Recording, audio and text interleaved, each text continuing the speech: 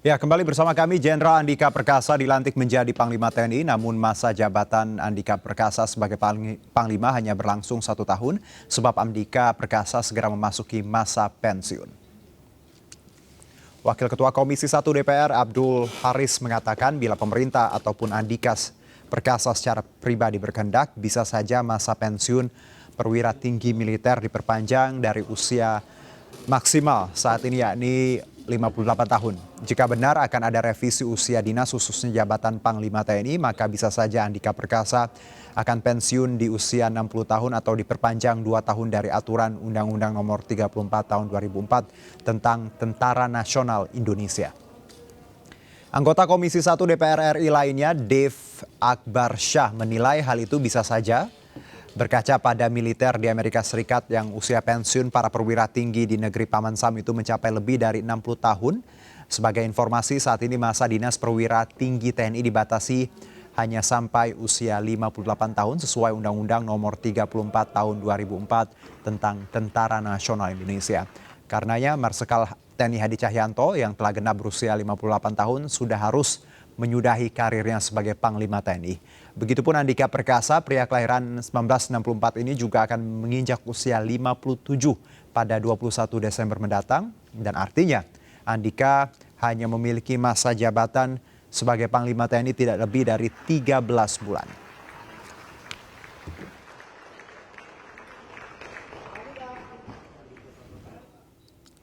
Ya, di tengah euforia pelantikan Jenderal Andika Perkasa sebagai Panglima TNI muncul wacana masa jabatan Andika Perkasa yang akan diperpanjang hingga 2024.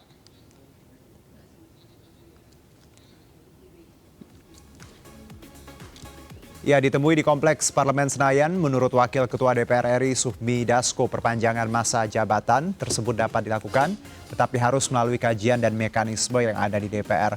Setidaknya ada dua alternatif yang bisa digunakan untuk memperpanjang masa jabatan Panglima TNI, yakni merevisi Undang-Undang Nomor 34 Tahun 2004 dan Perpu yang dikeluarkan Presiden Joko Widodo.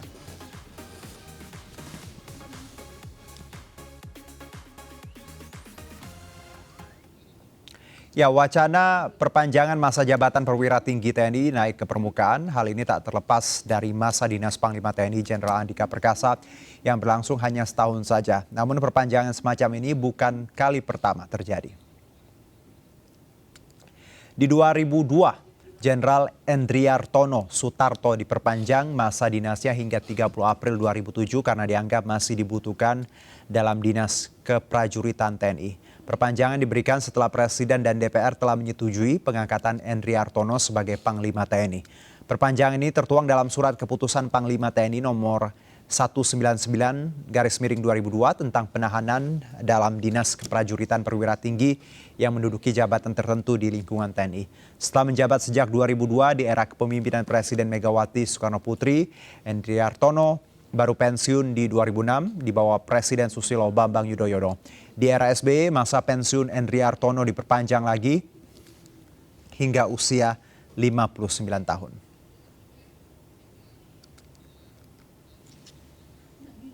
Ya, DPR memunculkan opsi perpanjangan masa dinas. Ada dua yang diusulkan. Pertama, perpanjangan selama 2 tahun bagi seluruh perwira tinggi di TNI atau perpanjangan yang dilakukan khusus bagi Andika Perkasa. Kita akan membahas bersama anggota Komisi 1 DPR RI, fraksi PDIP, Bapak TB Hasanuddin. Selamat sore Pak, apa kabar? Selamat sore, Alhamdulillah sehat. Alhamdulillah sehat Pak ya. Kita sebelum bicara mengenai wacana perpanjangan ini, terkait pelantikan tadi, tanggapan Anda dulu seperti apa? Ya, yang pertama saya beserta jajaran di DPR ya mengucapkan selamat pada Jenderal Andika dengan pengangkatannya sebagai Panglima TNI yang ke-21 ya. Semoga amanah dan dapat melaksanakan tugas dengan baik. Itu saja barangkali ya. Baik, Pak TB, kalau kita bicara mengenai wacana perpanjangan, ini menarik, ada suara-suara pro dan kontra juga. Kalau dari Anda sendiri di Komisi 1, apa tanggapannya? Ya, saya perlu meluruskan dulu nih ya. Silakan. Pendapat pengamat, pendapat para pejabat yang mengatakan bahwa begitu Jenderal Andika diangkat, maka ada pemikiran-pemikiran ya masa dinas itu bertambah 2 tahun. Ya. Ini tidak benar. Ya. Oke. Bahwa ada rencana merevisi Undang-Undang Nomor 34 ya tahun 2004 tentang TNI, tentang usia masa dinas, itu sudah dibicarakan 1 tahun yang lalu. Oke. Dan 1 tahun yang lalu kita belum tahu siapa yang akan dilantik menjadi Panglima TNI. Jadi urusannya, perlu saya luruskan, bukan urusan soal Panglima TNI Jenderal Andika yang nanti akan naik ditambah 2 tahun atau berapa tahun. Ya. Tetapi ya itu adalah rencana revisi dari masa dinas para Tamtama, Bintara, dan Perwira. Dan ini sedang diproses sudah sejak setahun yang lalu. Sekarang ini berbicara soal masa dinas, ya untuk Bintara dan Tamtama itu dari 53 kemungkinan sedang dipertimbangkan naik menjadi 55 tahun atau 58 tahun. Itu nanti harus ada sebuah analisa yang baik di usia seperti itu, apakah masih cukup memadai untuk melaksanakan tugas-tugas tempur atau tidak. Sementara untuk perwiranya itu dari umur 58, insya Allah mungkin apakah nanti ada persetujuan setelah melalui sebuah kajian-kajian komprehensif itu akan pensiun di usia 60.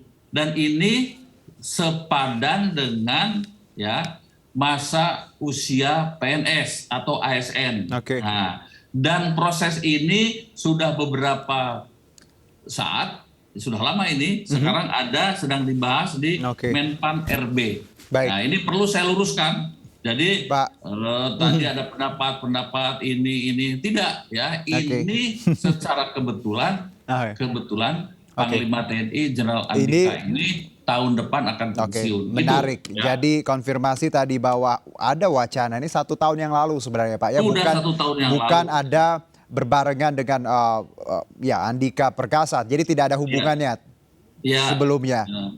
Nah lalu kalau kita bicara ini plannya 1 tahun yang lalu sudah digaungkan seperti itu. Alasannya apa Pak TB Hasanuddin untuk memperpanjang tadi Tamtama dan juga Perwira Tinggi dan Bintara tadi? Yang pertama ada 2 hal. Yang pertama itu bahwa di usia 53 tahun itu masih cukup memiliki kemampuan fisik yang cukup untuk di pertempuran. Ya, begitu. Nah, kemudian bisa dinaikkan lagi mungkin menjadi 55, 58. Kemudian untuk para perwira kan jenderal itu tidak bertempur secara langsung head to head ya di pertempuran, tetapi kan di garis belakang. Maka dengan usia 60 tahun itu masih memadai lah ya. Nah, berdasarkan pengalaman kami usia 55 tahun, usia 60 tahun itu masih sehat, segar ya, dengan pemeliharaan fisik yang bagus ya, perawatan kesehatan yang baik. Di usia 58-60 tahun itu dan memang masih memungkinkan untuk melaksanakan tugas-tugas tempur. Itu yang pertama.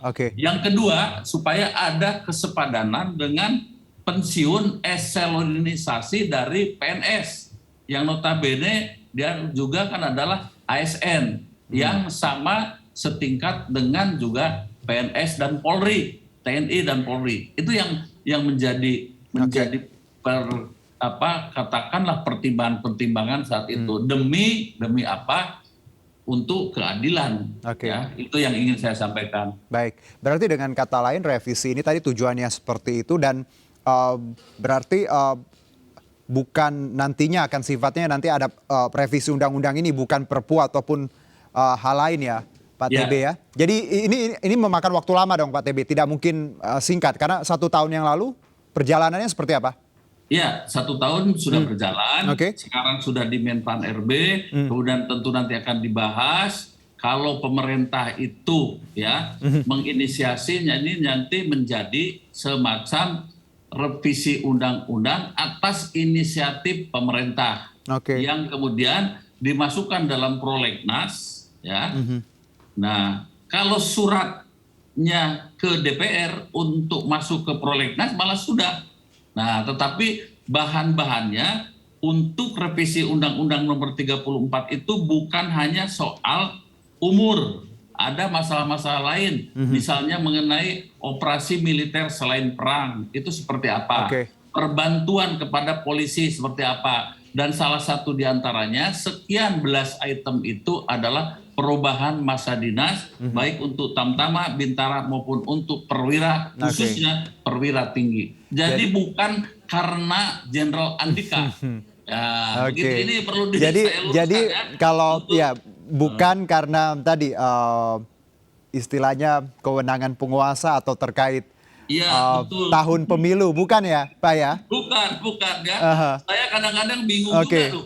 Kok Oke. jadi ya ada pejabat, kemudian juga ada pengamat, jadi diarahkan ke sana. Saya kira dan prosedur Oke. itu harus melalui revisi undang-undang, ya, begitu. Baik. Saya ingin juga mengomentari tadi Pak Endartono, ya, tahun Ya, itu di 2002. 2002 itu kan belum ada undang-undangnya. Oke. Ya, zaman Orde Baru, ya, perwira itu bisa ditambah usia dinasnya, ya, 6 bulan ditambah lagi 6 bulan tambah lagi sampai dengan 2 tahun sampai usia maksimum sekitar 60 tahun begitu ya. Oke. Waktu itu kan baru 55 tahun usia kita pensiun menurut undang-undang, ya, baru sampai 55 tahun, belum di usia 58 seperti sekarang. Oke. Begitu. Jadi tadi ditegaskan bahwa plan ini sudah 1 tahun yang lalu, tidak ada hubungannya dengan ya wacana-wacana lain ya Pak ya, atau asumsi-asumsi publik ataupun pengamat. Baik. Andaikan dalam 2-3 bulan ini ternyata undang-undang diproses dan keluar, yaitu rezekinya Pak Andika ya, dan rezeki untuk para perwira, jenderal-jenderal lain, bintara-bintara yang lain, tamtama yang lain, berarti nambah usia dinasnya. Yang mau pensiun berarti nambah 2 tahun lagi, begitu. Oke, tapi kalau bicara mengenai undang-undang ini Pak, nomor 34 tahun 2004, ini juga kalau dari yang tadi pihak-pihak yang mungkin kurang setuju dengan revisi ini, kalimatnya bahwa nomor 34 tahun 2004 ini kan semangatnya reformasi, biar ada regenerasi seperti itu di tubuh TNI sendiri. Kalau diperpanjang mungkin tadi banyak alasan politis itu. Apa Pak TB jawabannya? Saya kira soal usia dinas itu ya bisa saja ya, yang paling penting jangan terlalu tua kalau menurut saya. Karena kan kita butuh sebuah kegiatan. 60 sudah pas ya Pak ya? Kalau 60 itu sudah harus paling tinggi lah. Bahkan ya kalau Amerika pun masih 60-65 perwira tingginya juga masih bertugas. Ya, masih begitu ya. Baik. Begitu. Pak TB, terakhir kalau bicara PR nih sedikit saja, apa menurut Anda PR terbesar seorang Andika Perkasa? Ya, yang pertama ini keren menurut saya. Di dalam rapat fit and proper test itu ya, beliau menyampaikan 8 misi itu. Ya, 8 misi. Tidak ada yang spesifik soal membeli alutsista, tidak ada. Ya, yang sering disampaikan oleh para pengamat itu. Tetapi lebih banyak kepada penguatan, peningkatan, pemantapan, dan reaktualisasi. Begitu ya, 8 poin itu. Ya, yang saya salut ya, dan ini keren menurut hemat saya, beliau menyampaikan persoalan situasi di Papua sesungguhnya tidak pas kalau digunakan upaya-upaya kekerasan dengan menggunakan senjata dan lain sebagainya. Pendekatan humanis tadi ya. Solusi komprehensif ya, dengan melakukan operasi teritorial yang didukung dengan operasi teritorial, pendekatannya ya, pendekatannya itu adalah pendekatan kesejahteraan dan merangkul hati rakyat. Ini pendekatan humanis diperlukan betul. ya Pak ya. Ya. Bukan. Dan ini akan kita tuntut terus. Kita tagih terus. Oke. Ya. Selesaikan masalah dengan cara yang humanis. Baik. Pak TB Hasanuddin, terima kasih atas waktunya. Insya Allah nanti kita ngobrol lagi. Selamat beraktivitas. Salam sehat Pak. Terima kasih. Selamat sore. Kami akan jeda terlebih dahulu. Tetap bersama kami di MNC News.